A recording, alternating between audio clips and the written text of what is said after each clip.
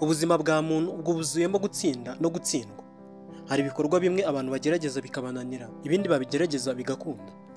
Ni muri ubwo buryo n'abana batoya bashobora gutsindwa mu ishuri. Hari impamvu nyinshi ukwiriye kumenya zitera umwana wawe gutsindwa mu ishuri.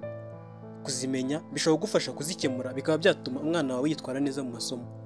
Muri izo mpamvu rero nizo tugiye kubagezaho. Impamvu ya mbere ni uburwayi bw'umubiri cyangwa bw'ubwonko. Umwana urwaye kenshi cyangwa ufite uburwayi bw'igihe kirekire nka anemia, indwara z'amaso cyangwa ibibazo byo kwibuka ashobora kutita ku masomo ye bikamuviramo gutsindwa. Ikindi ni ukutagira imfashanyigisho zihagije. Iyo umwana adafite ibitabo, amakaye cyangwa mudasobwa bimugora gukurikira neza amasomo. Impamvu ya gatatu, imibereho mibi mu rugo. Abana bakomoka mu miryango irimo amakimbirane, ubukene bukabije cyangwa ababyeyi batita ku myigire yabo baba bafite ibyago byo gutsindwa. Impamvu ya kane, gusiba ishuri kenshi cyangwa gukererwa. Umwana usiba ishuri kenshi asigara inyuma mu masomo, bikamugora gusubirana n'abandi, bikaba byamutera gutsindwa. Indi mpamvu ni ukubura imbaraga zo kwiga bitewe n'imirire mibi. Iyo umwana atarya indyo yuzuye ashobora kugira intege nke, agahorana umunaniro, bigatuma adakurikira neza mu ishuri, bikamuviramo gutsindwa. Impamvu ya gatandatu ni ikibazo cy'ikoranabuhanga. Kureka umwana agakoresha igihe kirekire telefoni, televiziyo cyangwa imbuga nkoranyambaga bishobora kumutwara umwanya yagakoresheje yiga. Impamvu yindi itera umwana gutsindwa ni ubumuga bwo kwibuka cyangwa se ubumuga mu myigire. Hari abana bafite ikibazo cyo kutamenya gusoma, kwandika cyangwa kwibuka ibyo bize. Ibyo bibagira ingaruka mu myigire mibi ndetse bikaba byatuma batsindwa. Impamvu ya munani ni uburyo bw'imyigishirize mibi.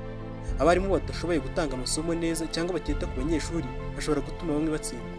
Impamvu ya cyenda ni kudatozwa gukunda ishuri n'amasomo.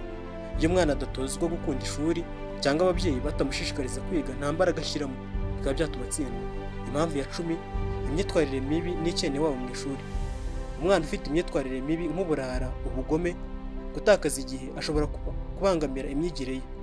Hari n'igihe abana bamwe bahohoterwa cyangwa bagakandamizwa, bikagira ingaruka ku mitsindire yabo kuko baba bumva yuko babangamiwe. Impamvu ya cumi na rimwe, kubura ikinyabupfura no kudakurikiza amabwiriza. Hari abana batumva neza abarimu babo cyangwa batakaza umwanya banga gukurikiza amabwiriza, baba bafite ibyago byinshi byo gutsindwa. Impamvu ya cumi na kabiri, gukora imirimo myinshi yo mu rugo. Iyo umwana arangwa no gukoreshwa igihe kinini imirimo yo mu rugo nko kuragira, gukora ubucuruzi cyangwa indi mirimo ivunanye, bimubuza umwanya wo kwiga, bikaba byatuma atsindwa.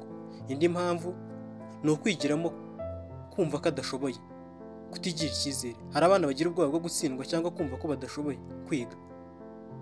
Ibyo bikabaca intege mu kwihatira gutsinda, ntibashyiremo imbaraga. Impamvu ya cumi na kane ni ibibazo byo mu mitekerereze nka stress, agahinda cyangwa ihungabana.